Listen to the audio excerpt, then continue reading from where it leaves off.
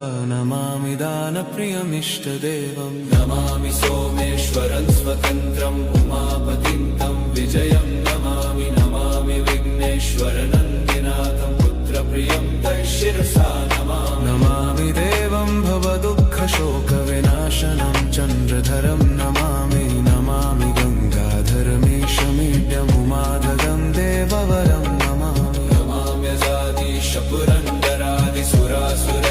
नमाम्यजादिशपुरन्दरादिसुरासुरैरचितपादपद्मं नमामि देवी मुखवादनान इक्षार्थमक्षित्रितयं यैष पञ्चामृतैर्गन्धसुधूपदीपैर्विचित्रपुष्पैर्विधैश्च मन्त्रैः अन्नप्रकारैः सकलोपचारैः सम्पूजितं सोममहं नमामि नमामि शम्भुं पुरुषं पुराण नमामि शरणं त्वमपारवाम नमामि रुद्रं प्रभुमक्षयन्त